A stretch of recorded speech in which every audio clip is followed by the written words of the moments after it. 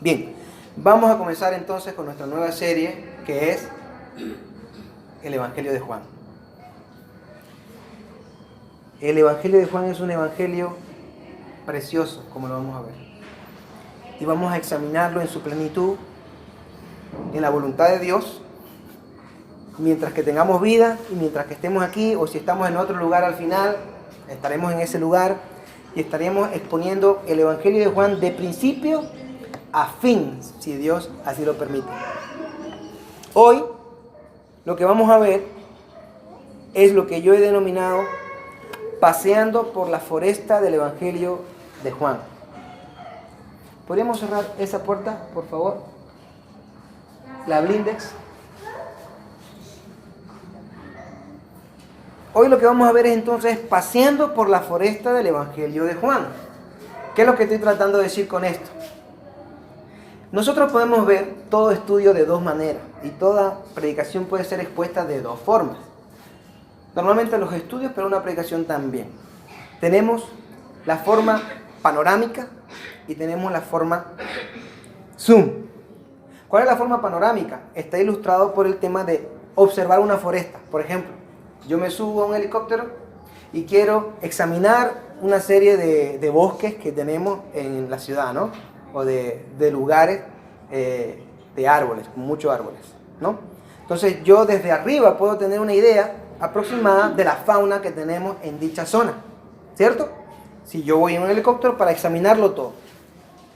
Ahora, no sería lo mismo, sería mucho más exhaustivo y más meticuloso cuando yo me adentro a pie en la fauna y empiezo a caminar por el bosque que estoy examinando, ¿verdad? En este caso, hoy, como una introducción, lo que vamos a ver es un paseo forestal por el Evangelio de Juan. Vamos a ver su inicio, vamos a ver su autor, vamos a ver desde dónde se escribió, por qué se escribió, vamos a ver el propósito fundamental y vamos a examinarlo todo. Y vamos a ver entonces una panorámica, una presentación general de todo el Evangelio, para entonces ya a partir del domingo que viene adentrarnos directamente caminando pasito a pasito por todo el bosque, ¿verdad? Bien. Abra su Biblia en Juan capítulo 1, por favor. He aquí, hermanos, un inicio que nosotros encontramos sin desperdicio en el Evangelio de Juan. Un inicio majestuoso, un inicio glorioso. En definitiva, un inicio, como yo lo he llamado, demoledor, hermanos. Un inicio demoledor. El apóstol arranca su evangelio haciendo una de las declaraciones más sublimes, trascendentales e importantes para todas las eras del cristianismo. O sea, ahora mismo vamos a leer una de las declaraciones más fuertes, impactantes, importantes que se pueden hacer en el cristianismo y que ha sido importante para todas las épocas de la iglesia a lo largo de la historia. Así que vamos a leer Juan 1:1 y dice así: en el principio existía el verbo y el verbo estaba con Dios y el verbo era Dios. En el principio, en los orígenes, existía el verbo y el verbo estaba con Dios y el verbo era Dios. Aquí Jesús es llamado el verbo. Aquí Jesús, la palabra original es logos, es llamado la palabra. El logo significa la palabra. Entonces Él es el logo, Él es el verbo, Él es la palabra. Este verbo, este logo, esta palabra estaba con Dios y el verbo dice, era Dios, dice el versículo. Jesús es llamado el logos, la palabra de Dios, y no solo eso, sino que es llamado de forma directa por Juan, Dios mismo. Jesús es llamado Dios.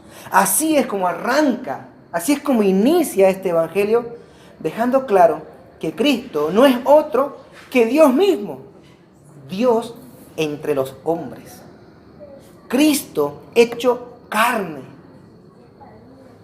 Oh, hermanos, nosotros podemos ver solamente en este inicio, en esta relación de que Cristo es Dios y es hombre entre nosotros, hecho carne.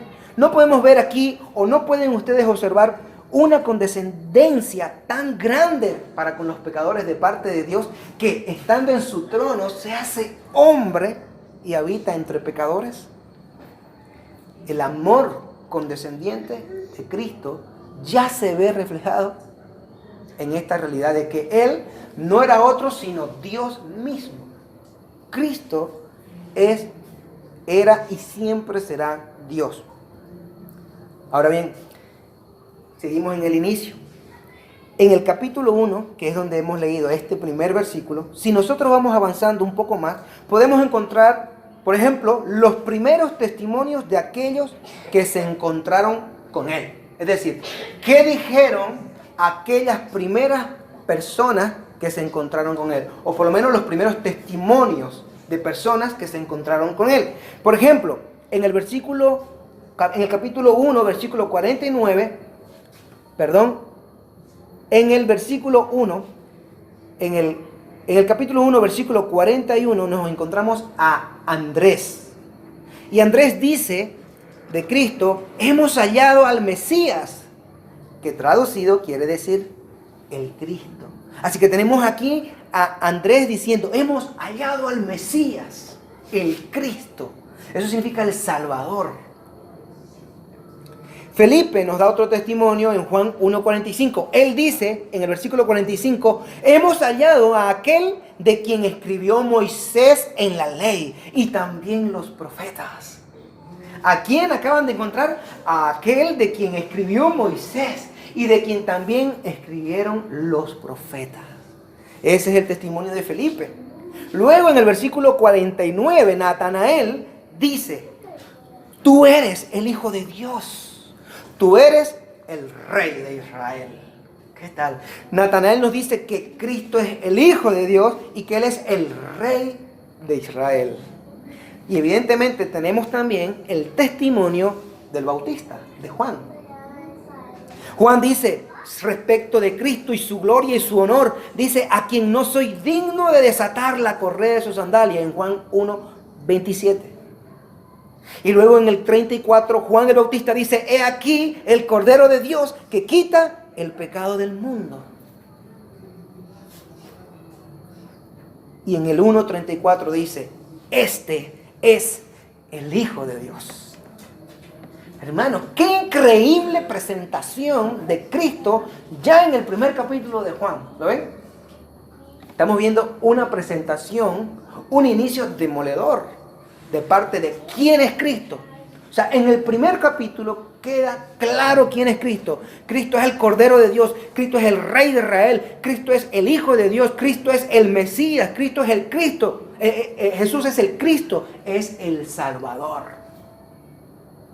Él es el Verbo, Él es el Logos, Él es Dios hecho carne. Qué increíble, hermanos. Cristo no era cualquier persona, no era cualquier hombre. ¿Qué podemos entonces nosotros encontrarnos al abrir el Evangelio de Juan y adentrarnos en sus páginas? ¿Qué maravillas tienen escondidas sus letras para nosotros de este Evangelio? Déjame decírtelo, pero presta mucha atención. En el inicio, en la introducción, en este primer capítulo, en este Evangelio nosotros encontramos, escucha, las más altas, sublime y elevada cristología que se puede hallar en los 4 evangelios. No es que Mateo, Marco y Lucas no enseñen quién es Jesús y una clara hermosura o belleza de la cristología, sino que Juan en su evangelio lo hace de manera más clara, más específica y más contundente respecto a lo que es una cristología. La cristología es el estudio de Cristo. ¿Quién es Cristo? Juan nos presenta una idea sublime, elevada, altísima de Jesús. Eso es lo que hace Juan. Qué importante es saber quién es Cristo, hermanos. Qué importante es saberlo. ¿Por qué? Porque hoy en día hay muchos que hablan de Cristo, cosas que no son verdad. Piensan que Cristo es de una manera que Él no es, y piensan que Cristo fue alguien que no fue. Por ejemplo, que no fue Dios. Por lo tanto, si alguien piensa que Cristo no fue Dios, ese no es el Cristo que aquí Juan nos está presentando. La religión musulmana dice que Cristo simplemente fue un profeta nada más. Por lo tanto, no es el profeta aquí presentado, perdón, no es el Cristo aquí presentado por Juan. ¿Cierto? Los mormones dicen que Cristo no era Dios y que era el hermano de Satanás. Ese no es el Cristo que presenta aquí Juan, al que le llama el Logos, la palabra de Dios y Dios mismo. Por tanto, nosotros tenemos que tener bien claro quién es Cristo. Los testigos de Jehová presentan a un Cristo que no es Dios. No lo fue, no lo es, ni lo será.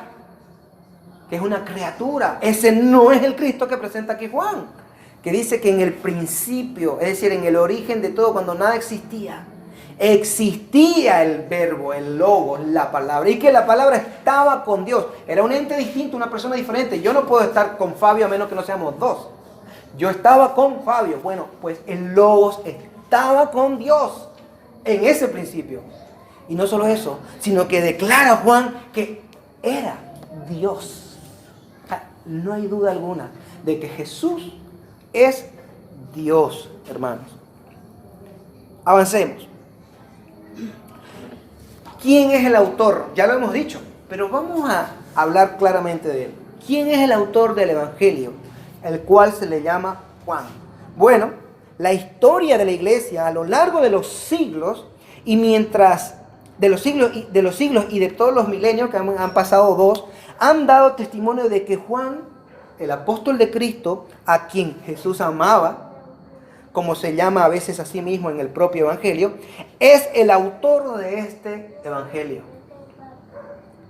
Ahora, ¿de dónde sacamos esta información, hermanos? Nosotros tenemos que saber estas cosas. Es mi responsabilidad enseñarles y que ustedes la conozcan también.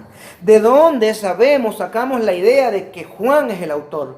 Bueno, Juan no dice en la carta, o en el Evangelio, en su escrito, en su libro, yo Juan soy el escritor del Evangelio. Él se hace llamar comúnmente el discípulo a quien Jesús amaba. Sin embargo, escucha bien, el testimonio viene de los padres de la iglesia. Por ejemplo, Ireneo. Ireneo, que a su vez recibe testimonio de Policarpo, quien fuera discípulo directo de Juan en vida. Dieron testimonio de que Juan era el escritor de este evangelio. Es decir, nosotros tenemos a padres de la iglesia primitiva, temprana, Ireneo, que Ireneo dice que aprendió de Policarpo, y Policarpo era discípulo directo, como si yo lo conociera, a Juan el apóstol, que Policarpo le dio testimonio a Ireneo de que Juan había escrito este evangelio. Entonces tenemos testimonio de primera mano, de personas fiables, veraces. Ahora, ¿quién era Juan? Juan era el hermano de Jacobo, ¿cierto? Ahora se cree que Juan era menor, que era el menor. ¿Por qué creemos que era el menor? Porque cuando generalmente se los nombra a veces a ellos, se lo menciona a Jacobo primero y a Juan después. Y esto indica, por la idea hebrea, de que el primero que es mencionado es el primogénito, es el mayor. Y el siguiente es menor. Ahora, estos eran conocidos como los hijos del trueno por Cristo. Y ellos dieron bastante honor a su nombre. Porque realmente, aunque Juan, con el pasar del tiempo, su carácter fue manso, humilde, amoroso, tranquilo. Al principio no era así. Y aunque se le llamó desde un principio el discípulo a quien Jesús amaba, no significa que él no fuera de un carácter fuerte. En cierta ocasión, cuando a los discípulos no los aceptan a él y a Cristo, a ellos y a Cristo, en una aldea samaritana, entonces Juan dice junto con Jacobo: Señor, ¿quieres que mandemos caer fuego sobre ellos? Imagínate la actitud, ¿no?, de ellos. Pero obviamente estamos hablando de un apóstol en proceso de ser apóstol, con Cristo, ahí en el discipulado. En otra ocasión Juan dice, él solito dice: Señor, estos estaban echando, este de aquí estaba echando fuera demonios, pero se lo hemos impedido porque no nos sigue a nosotros. Solito nomás quiere ir por ahí andando el demonio. No, con nosotros. Si no, nada. O sea, Juan era... Ojo con Juan, ¿eh? Ahora Juan era joven también, quiero que sepan eso. Cuando Juan empezó a ser discípulo de Cristo, él, para empezar, primero fue discípulo del Bautista. Juan el apóstol era discípulo de Juan el Bautista. Y ahí cuando el Bautista luego le indica que es aquí el Cordero de Dios, Juan, el discípulo del Bautista, se hace y empieza a seguir a Cristo. Y deja al Bautista. Y comienza a ser discípulo del Señor. Y Juan tenía aproximadamente entre 17 y 18 años cuando empezó a ser el discípulo de Cristo. Jovencito, ¿verdad? Quizás por ese motivo también Cristo le tuvo un cariño muy especial, ¿no? Era el más pequeño, el Benjamín de los apóstoles. Bien, ¿qué más podemos decir de Juan? Algo interesantísimo, hermanos. Juan era primo de Jesús. ¿Por qué? Pues su madre Salomé, se cree, era hermana de María, la mamá de Jesús. Si esto es verdad, Jesús y Juan eran primos. ¿Qué más? Juan era un judío. Era un judío que vivía en Palestina. Era un judío que conocía bien Jerusalén, que conocía bien el templo. Y sobre todo algo importante para tener en cuenta como escritor a Juan, y para escucharlo con atención. Juan fue un testigo ocular de lo relatado. Él vio todas las cosas en presencia. Y él era un apóstol.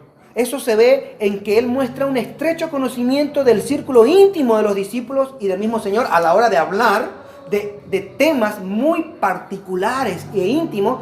Solamente una persona del círculo íntimo de Cristo podría saber esas cosas. Y solamente los apóstoles estaban en el círculo íntimo. Y dentro del círculo íntimo de los apóstoles, Juan estaba dentro del círculo más íntimo que había, que era el de Pedro, Jacobo y Juan.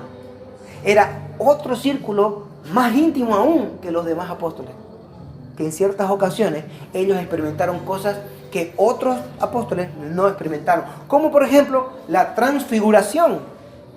¿Qué es la transfiguración? Cristo estaba en un monte y de pronto Él empieza a transfigurar su cuerpo y que empieza a resplandecer, como cuando vemos en las películas, ¿no? Que empieza a salir luces y como que queda así como un ángel, ¿verdad? Eso le ocurrió a Cristo en un monte.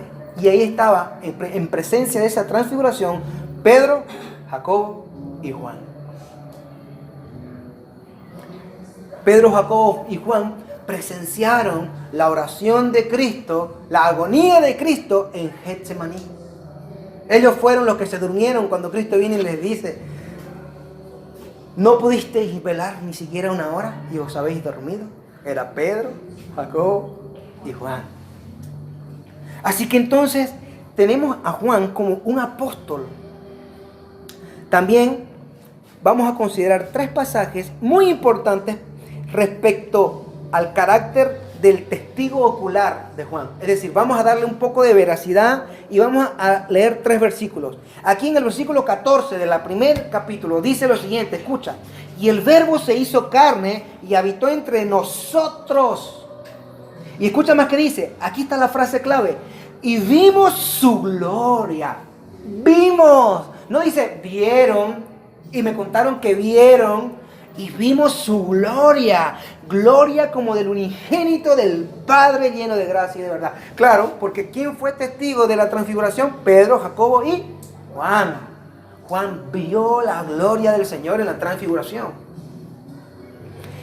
En el 19:35 dice: y el que lo ha visto ha dado testimonio y su testimonio es verdadero. Hablando de sí mismo.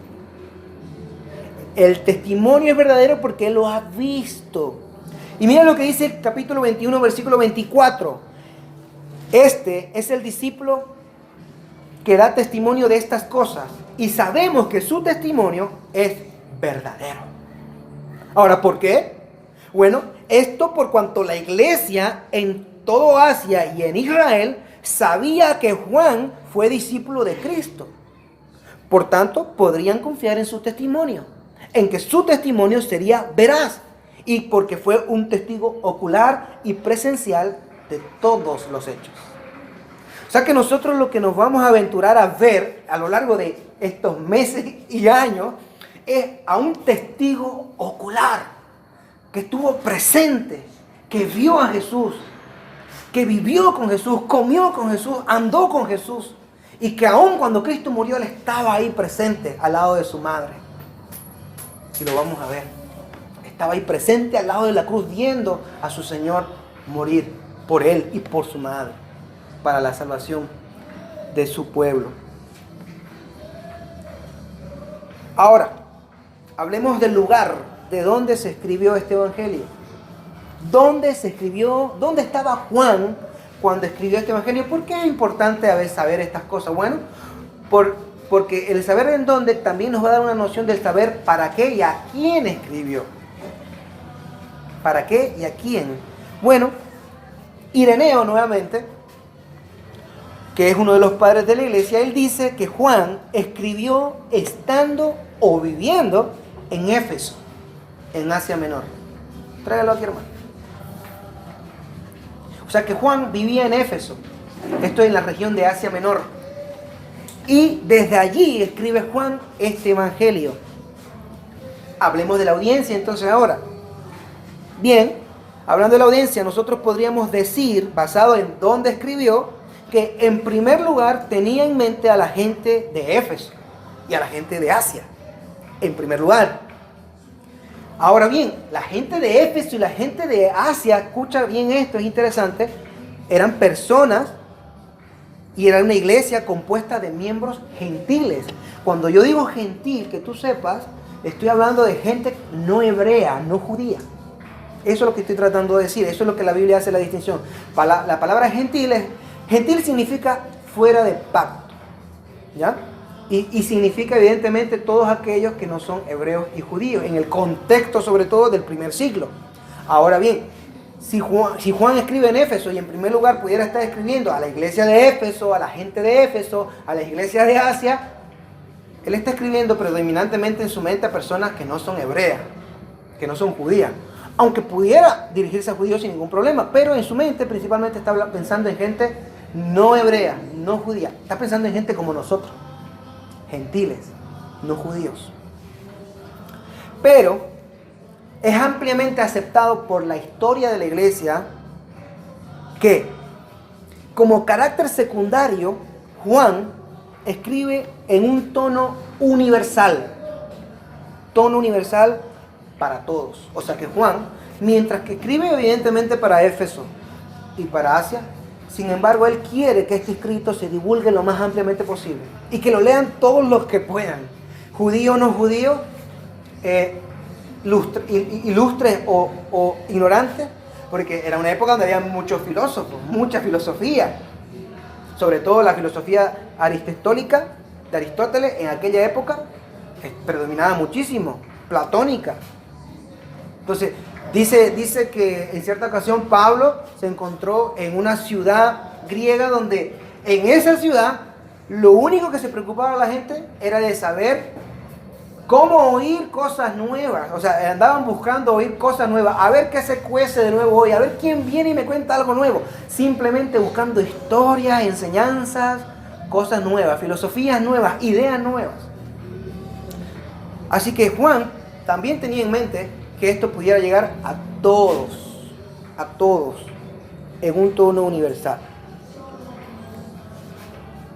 Bien, vayamos más a profundidad y vayamos al propósito principal del Evangelio de Juan. ¿Cuál es el propósito de este Evangelio, hermanos? ¿Cuál es el propósito central que tiene Juan en mente al escribir este evangelio? Juan es el único, escucha bien, el único de los 4 evangelios que habla y dice explícitamente el propósito por el cual escribe. Lo habla. ¿Y sabes qué? No es Porque pudiera ser, quién sabe, complementar a los otros tres.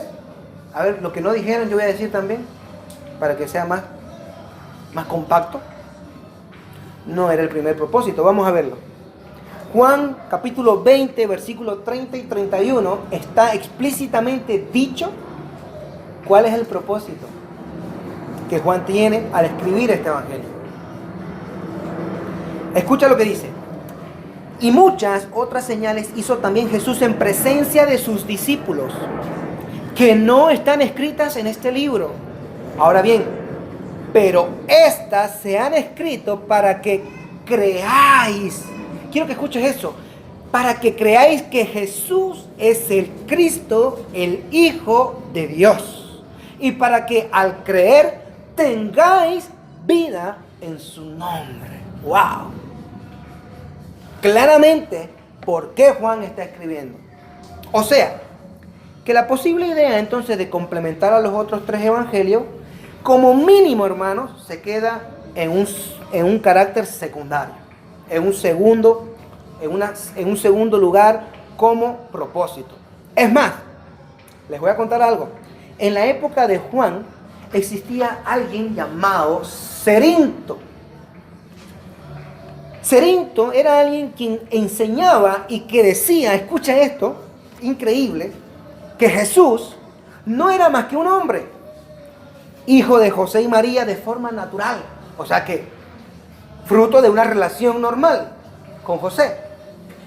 Lo que nosotros sabemos que no es así, porque María concibió por obra del Espíritu Santo. Ella era virgen al concebir y se mantuvo virgen hasta que concibió a Jesús. Cerinto decía que no, que Cristo era un hombre normal y común, hijo de José y María, pero que sin embargo era más justo y sabio que ningún otro, y que en el bautismo de Cristo, de Jesús, el Cristo había descendido sobre él en el día del bautismo en forma de paloma. Pero, escucha bien, que lo había abandonado en la víspera de su sufrimiento. O sea, Cerinto enseñaba, mira, este Cristo es un hombre normal, su papá es José y su madre es María, y si bien era el hombre más justo que ha habido, más sabio, y cuando él fue bautizado, el Cristo descendió sobre él como paloma, y hizo un ministerio y enseñó como enseñó por eso. Pero luego, en la víspera de su sufrimiento, antes de empezar su sufrimiento y el camino a la cruz, el Cristo lo abandonó. Y quien muere en la cruz es Jesús, el hombre normal y corriente. Una herejía tremenda, hermanos.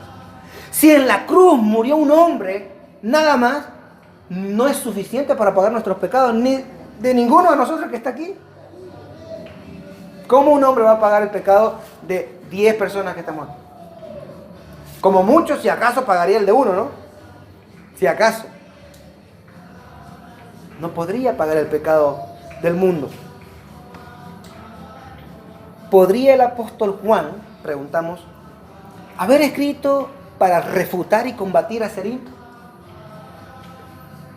Estamos buscando el propósito. Bueno, ya leímos el propósito.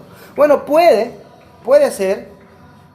Escuchen una anécdota. Se dice que Ireneo, nuevamente, oyó contar a Policarpo le contó a Ireneo, o le estaba contando a otros Policarpo, pero ahí estaba Ireneo escuchando, ¿no?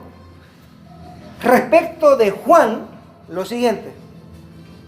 Juan, el discípulo amado, yendo un día a tomar un baño en Éfeso y viendo que Cerinto estaba dentro de los baños, salió de los baños precipitadamente sin bañarse y exclamando: ¡huyamos! No sea que hasta los baños se derrumben, porque Cerinto, el enemigo de la verdad, está dentro.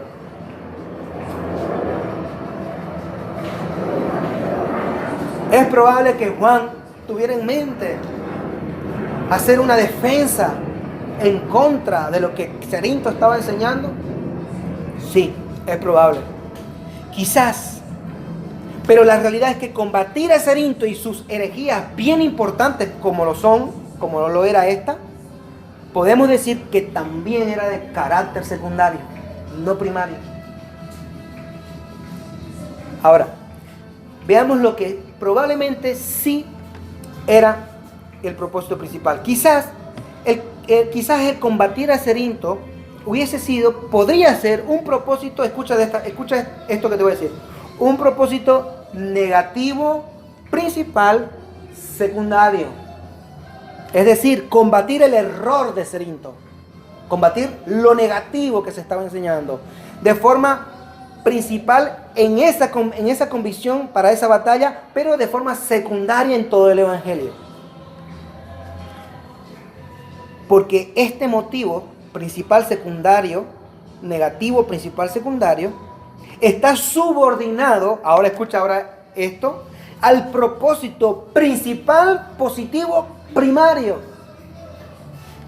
Propósito principal, de forma positiva y primaria.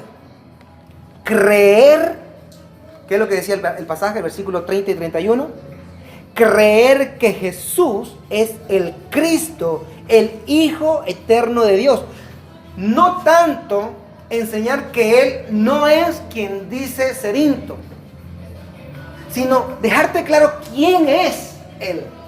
Él es Cristo, Él es el Hijo eterno de Dios. Ahora, ¿esto qué significa o qué se llama? ¿Qué estaba haciendo Juan?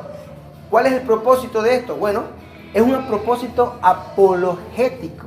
Es una apología. Apología viene del griego y viene del latín y significa defensa. Defensa. Entonces, Juan estaba haciendo una defensa contra las ideas de Cerinto, pero de manera positiva, no tanto negativa, hablando de los argumentos de Cerinto. Simplemente no mencionó a Cerinto y empezó a hablar de quién es Cristo. Pero hay otro segundo propósito, como principal, primario, positivo. Y que al creer tengamos vida en su nombre. Este es el propósito evangelístico. Juan quiere que creamos, Juan quiere que personas que no creen, crean por vez primera en Cristo y que tengan vida en su nombre. Eso es lo que dice, hermanos. Vamos a leerlo de nuevo. Mira, versículo 30 y 31 del capítulo 20.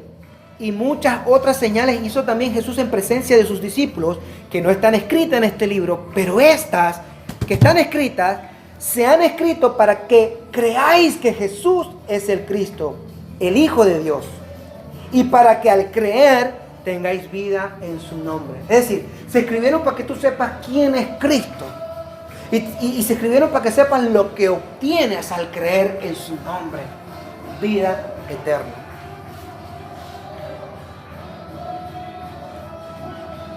Sí, la fe de la iglesia estaba siendo minada por las herejías como las de Cerinto.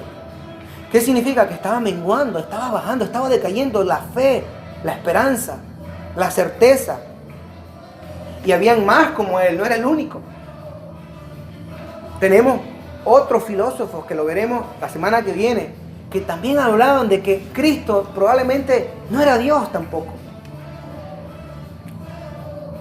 Que en Cristo no podía estar Dios, porque en ningún cuerpo físico puede estar algo espiritual, porque lo físico simplemente se veía como algo impuro siempre y lo espiritual como algo puro y santo, y no podía haber una mezcla. Esas ideas también pululaban por la época de Juan. O sea que no solo combatió a Cerinto, sino otras como estas ideas. Y el apóstol Juan, guiado e inspirado por el Espíritu Santo, escribe a la iglesia de Éfeso y de Asia, para permanecer firmes en la fe. Permanecer firme en la fe, no ahora en el sentido de creer simplemente en Cristo para ser salvo, sino en creer en el conjunto de las doctrinas de quién es Cristo. Cristo es el Mesías, el Rey de Israel. Cristo es el Hijo de Dios. Cristo es Dios, ¿verdad? Cristo en la tierra fue 100% hombre y fue 100% Dios.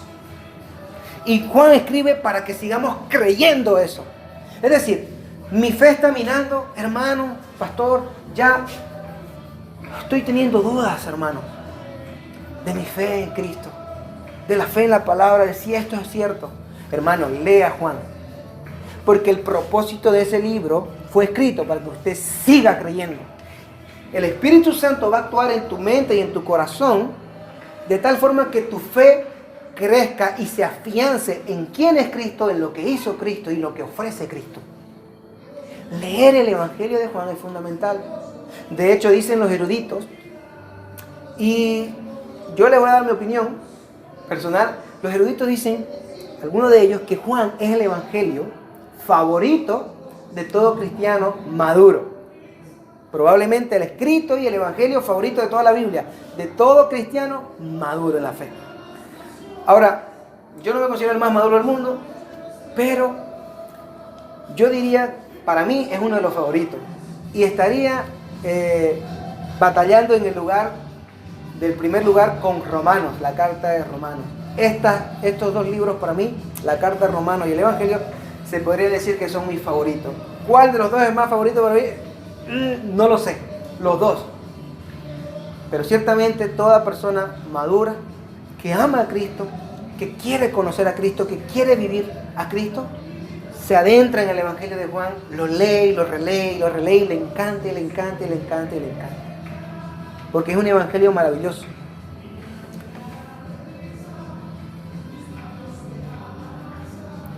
Este Evangelio se centra en Jesús como el Hijo de Dios. Ese es su centro. Y se centra en que la iglesia continúe creyendo en Él y que nuevos creyentes tengan vida eterna en su nombre. De ahí, hermanos, que no es una sorpresa encontrarnos los famosos relatos donde Jesucristo se presenta. Si ustedes no lo conocían, lo van a conocer hoy. Es muy conocido en la iglesia cristiana, donde Él se presenta como el yo soy. Yo soy. En Juan encontramos los 7 famosos yo soy. Y vamos a verlos más de cerca. Vamos a ver lo que cada yo soy nos dicen sobre la identidad y sobre la misión de Jesús. Pero antes de verlo, les voy a hacer un recuerdo, una memoria.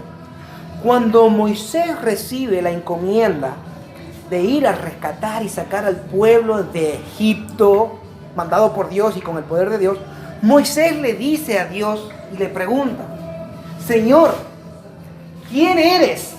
¿Cuál es tu nombre? Para que cuando yo vaya allá al pueblo y le diga que tu Dios me ha mandado, Israel, a sacarte de Egipto, y si ellos preguntan quién es ese Dios, ¿qué le digo?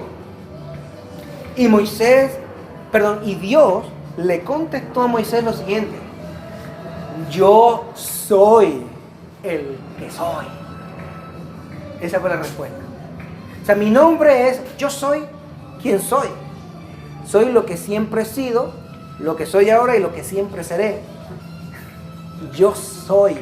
Yo existo por mí mismo, no necesito de nadie. Cuando dice yo soy, dice yo existo, yo ahí estoy, aquí estoy, soy Dios.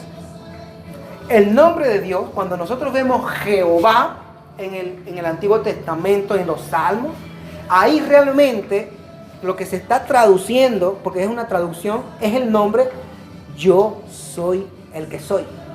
En hebreo hay 4 letras ahí que se están poniendo, que es I, Y, H, W, es decir, bebé llegada, ¿no? Lo que se dice, H otra vez. Y, H, W, H. Son 4 consonantes que significan en hebreo tienen significado, significan yo soy el que soy. Que luego ya, para poder traducirlo, se le añaden algunas letras de la palabra Adonai. Me metí un poco en unas cosas técnicas para que aprendan. Y por eso sale Jehová, Yahvé, Yahweh. Amén. Pero esa palabra es yo soy. Si yo quisiera leer el Salmo 23 con su nombre, como él lo dijo, diría, yo soy mi pastor, nada me faltará. O el yo soy, ¿no? Para referirnos a él con un artículo personal, el yo soy es mi pastor, nada me faltará. Por lo tanto, ahora, teniendo en cuenta que Jehová se identifica a Moisés y le dice yo soy, veamos lo que Cristo dice respecto a yo soy. Piensen en eso. Estamos viendo en el propósito, el clímax de Juan, lo que Juan habla, la cristología, cómo Cristo se presenta como Dios y cómo Cristo Evidentemente ahora, después de que Juan quiere como propósito que la iglesia permanezca creyendo que Él es el Hijo de Dios y el Dios viviente, el Rey de Israel, y que los que crean en Él tengan vida en su nombre, Él habla de 7 yo soy en el Evangelio de Juan. Y vamos a leerlo. Vengan conmigo a Juan 6, por favor. Yo vine un poquito rápido y luego si ustedes me pueden ir siguiendo, lo hacen, pero no los voy a poder esperar, ¿ya? Juan 6, 35 dice lo siguiente. Jesús le dijo: yo soy el pan de la vida. Yo soy el pan de la vida. El que viene a mí no tendrá hambre, y el que cree en mí nunca tendrá sed. Yo soy el pan de vida. Los judíos hablaban del pan que Moisés les había dado en el desierto, el maná. Pero Cristo le dice: no. Yo soy el pan que da vida, que alimenta. Yo soy el verdadero pan que descendió del cielo. Pero escuchen bien la frase con la que Él se anticipa antes de dar esa información. Yo soy. Él se está identificando con el nombre que Dios le dio a Moisés cuando dijo: yo soy. Y Cristo dice: yo soy también. Y no solo dice yo soy, sino que luego añade: el pan de vida soy yo. En el 41 y en el 48 encontramos algunas referencias también. Dice en el 41: por eso los judíos murmuraban de Él, porque había dicho, hablando de Jesús: yo soy el pan que descendió del cielo. Y en el 48 dice: yo soy el pan de la vida. Qué gloriosas palabras de Cristo. Ahora, vayamos al capítulo 8. Una vueltita a nuestras hojas en la Biblia. El versículo 12 dice lo siguiente: Jesús les habló otra vez diciendo: yo soy, ahí está otra vez el nombre, la luz del mundo. El que me sigue no andará en tinieblas, sino que tendrá la luz de la vida. ¡Wow! A Cristo nuevamente diciendo: yo soy, y luego añade: la luz del mundo. ¿Quién es la luz del mundo si no es Dios mismo? Dice: y el que me sigue no andará en tinieblas, sino que tendrá la luz de la vida. Cristo identificándose como Dios. Él se identificó como Dios. Él no fue ambiguo. No fue que Cristo vino aquí voy a veces medio que de forma oculta decirles que soy Dios. Y el que medio lo adivine, pues bien, y el que no. No, Él fue explícito, hermano. Yo soy, dice. ¿Ustedes han oído cómo se identificó el Señor a Moisés? Bueno, yo soy el mismo. Yo soy. 7 veces. Llevamos 2. Ahora vamos a capítulo 10. Versículos 7 y 9. Mira lo que dice Cristo nuevamente. Dice en el versículo 7.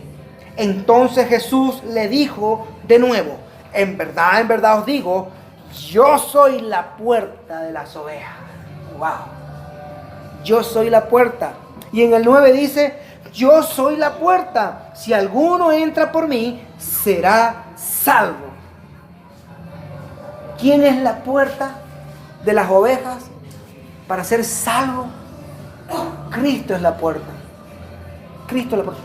Cristo dijo en el Sermón del Monte, relatado en Mateo, capítulo 7, que es el final del sermón, que debemos entrar por la puerta angosta para andar por el camino estrecho, que es el que nos lleva a la vida. Esa puerta angosta es Cristo. Cristo es la puerta de las ovejas. Y Él dice una vez más: yo soy. Ahora, ahí mismo en el capítulo 10, versículo 11 y 14 tenemos otro yo soy. 10 dice, en el capítulo, 10, versículo 11 y 14. El 11 dice: yo soy el buen pastor. Hermano, óigame, esto es increíble, hermano. Yo soy el buen pastor y el buen pastor da su vida por las ovejas. Versículo 14: yo soy el buen pastor y conozco mis ovejas y las mías me conocen. ¿Qué dice Salmo 23? Vamos a decirlo en el nombre, no traducido en Jehová, sino en el nombre. Yo soy, es mi pastor, nada me faltará. Salmo 23, que habla de Dios, de Jehová, del yo soy, dice que Él es el pastor. Y aquí Cristo dice que Él es el pastor. ¿Cuántos pastores hay? ¿Dos? Hay uno. Hay uno. Por eso es que es inaceptable, inaudito, cómo los testigos de Jehová no logran ver. Evidentemente no lo logran ver porque ninguno de ellos son salvos. Ningún testigo de Jehová es salvo. Ellos no creen en el Espíritu y además de no creer en el Espíritu, en su mundanalidad no ven que Cristo es Dios. Así de claro, hermano, como lo estamos viendo. Y no son salvos. Todos ellos piensan como Serín. No, Cristo era el Hijo de Dios, pero no es Dios. ¿Qué más dice Cristo? Capítulo 11, ahí mismo, al ladito, versículo 25. El siguiente yo soy. Jesús le dijo, yo soy la resurrección y la vida. El que cree en mí, aunque muera, vivirá.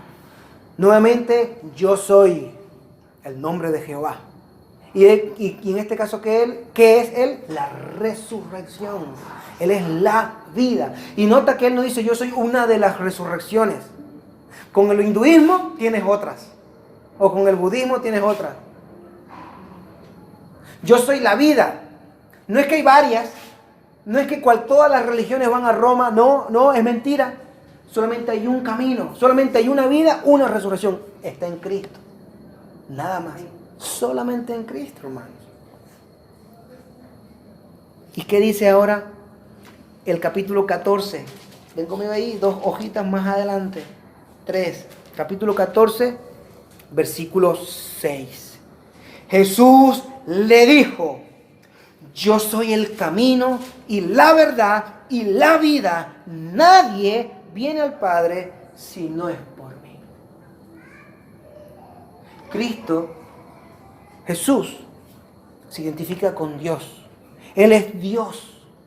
Y Él ahora dice, yo soy el camino, el único. No hay muchos caminos. Dice Él.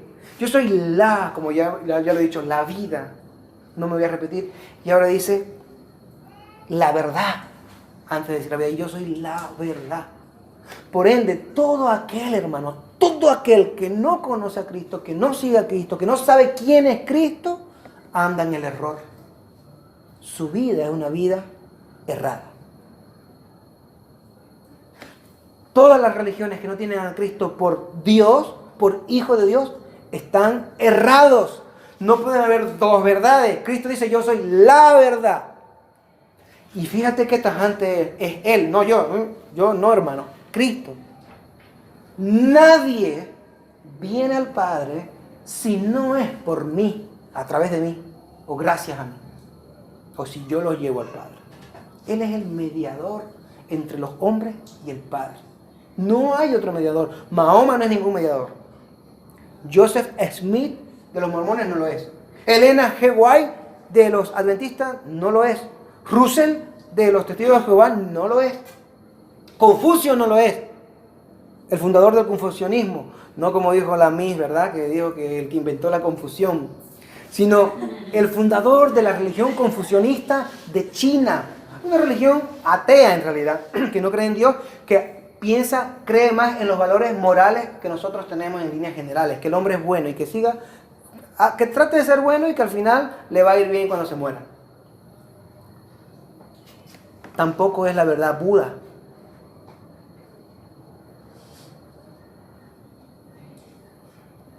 La única verdad es Cristo.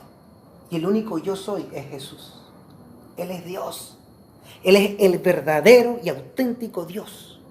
Y ahora, ahí en el capítulo 15, mira nomás, mueve los ojos nada más. En el versículo 1 dice lo siguiente. Cristo nuevamente dice, yo soy la vid verdadera y mi Padre es el labrador. Hermanos, en el Antiguo Testamento se hablaba de que Dios había dicho que Él era la vid de donde Israel tomaba su fortaleza, su vigor, donde tomaba su vida. Eso está en los profetas, si no me equivoco está en Isaías. Y ahora Cristo dice, no, yo soy la vid verdadera. O sea, identificándose, no está diciendo, no está usurpando ningún puesto, no, es que yo soy Dios, es lo que está diciendo. No estoy diciendo que hay dos dioses, el de allá, somos el mismo. Porque el Padre y yo, uno somos, dijo Cristo. Estamos tan unidos que somos uno. Lo que Él es, soy yo. Eso es lo que Él es llamado el Padre. Y yo soy llamado el Verbo, el Hijo eterno de Dios. Pero Él es Dios. El pan de vida, la luz del mundo, la puerta, el buen pastor, la resurrección y la vida, el camino, la verdad y la vida, y la vid verdadera. 7 veces dijo Cristo, yo soy. Qué increíble, ¿no, hermano? ¿Sí o no? ¿Lo habían visto alguna vez? ¿Sabían de eso? Eso se encuentra en el Evangelio de Juan. Si usted tiene algún amigo, algún familiar, quien sea, que quiere saber quién es Cristo, o que está en otra religión y que tiene ideas distorsionadas y cambiadas de Cristo, no discuta mucho con ellos. No hable mucho. Simplemente dígale, mira hermano, mira amigo, fulano, ¿querés saber quién es Cristo? Toma tu Biblia, la que tú tengas, la que sea que ellos tengan. Toma tu Biblia y lee el Evangelio de Juan. He ahí quién es Cristo. Lo vas a encontrar. Tú solito. Pero léelo. No hay que ponerse a discutir, no, pero es que mira, qué tal, que mi pastor, que la iglesia, que... Hermano, amigo mío, lea Juan. Si tienen una Biblia de los testigos de Jehová, no importa que la lean igual. No pueden parar una verdad tan grande como esta. Yo he leído muchos pedazos del Evangelio de Juan en la Biblia de los testigos de Jehová y es inevitable, aun cuando ellos las han cambiado y la han cortado un montón, inevitable, aún así, llegar a la conclusión de que Cristo es Dios y el Salvador del mundo. O sea, que han intentado romperla y sacarla y no han podido de todas maneras. Por lo tanto, no pasa nada que la lean esa, pero que lean Juan y sabrán quién es Cristo. Ahora, estos son los 7 famosos yo soy. Pero resulta que hay otros 7 no tan conocidos. No tan conocidos porque no llevan un predicado por delante. Pero no por ello son menos importantes y reveladores. Los encontramos, esto voy a hacer más rápido y ya con esto voy a ir concluyendo. Lo encontramos, por ejemplo, en el capítulo 4, verso 26. Jesús dice, yo soy el que habla contigo. Y se lo está diciendo a la mujer samaritana cuando le pregunta, el Cristo, cuando la mujer samaritana le dice, el Cristo vendrá y nos dirá todas estas cosas. Y Jesús dice, yo soy el que habla contigo. Luego en el 6:20 dice, yo soy, no temáis. En el contexto de que los discípulos lo vieron andar por el mar. Y Cristo le dice, yo soy, no temáis. Esto está en Juan. Luego en el capítulo 8, 24, 28 y 58, en esos 3 versículos se dice lo siguiente. Si no creéis que yo soy, moriréis en vuestros pecados. Se lo dice a los judíos que estaban cuestionando quién era Cristo. En el 28 dice, entonces sabréis que yo soy. En el contexto de que les estaba diciendo que vendría un momento en que tienen que levantar al Hijo del Hombre, haciendo alusión a la crucifixión. Cuando levantéis al Hijo del Hombre, sabréis que yo soy, dice Cristo. Y el otro, en verdad os digo que antes que Abraham, yo soy. Y esta fue, hermanos, increíble, porque esto se lo dice a los judíos, y los judíos al escuchar esto, ¿saben qué hicieron al escuchar esto? Agarraron piedras para apedrearlo a Jesús. ¿Y saben por qué? ¿Qué dijeron ellos luego? Ni 50 años tiene y te crees más antiguo y más viejo que Abraham, antes que Abraham. Ellos entendieron que Cristo se estaba dando valor como de Dios, de que Él ha estado de antes. De hecho, ¿cuál fue la acusación? Se hace pasar por Dios, siendo hombre. Se hace Dios a sí mismo porque se hace llamar el Hijo de Dios.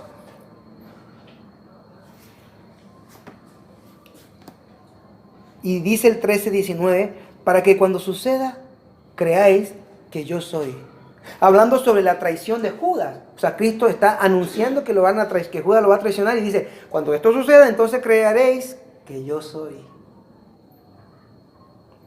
Luego en el 18:5 dice, yo soy.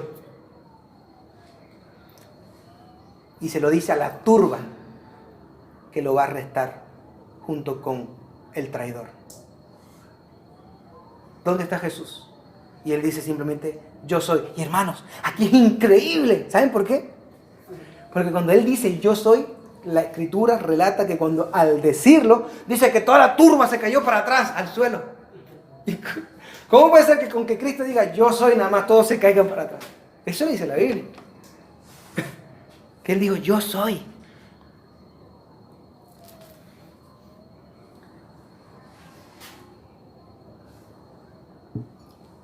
¿Qué encontramos en el Evangelio de Juan? Encontramos una vez más las declaraciones más sublimes, más elevadas y más altas de la cristología, de quién es Jesús, a qué vino Jesús, qué nos dio Jesús. En el Evangelio de Juan se encuentra, por muchos estudiosos dicen, el Evangelio en miniatura. Juan 3:16. De tal manera amó Dios al mundo que dio a su único Hijo para que todo aquel que crea en Él no se pierda, mas tenga vida eterna. Ese es el Evangelio en miniatura, un solo versículo con todo el Evangelio. Se encuentra en Juan también.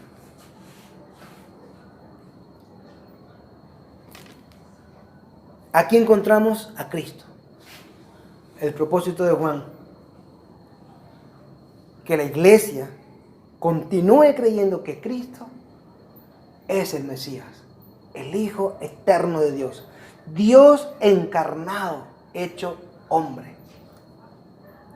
Y que al creer en su nombre tengamos vida eterna.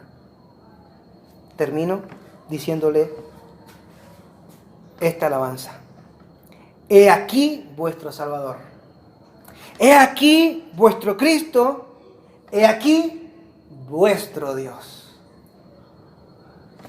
Amén. Amén.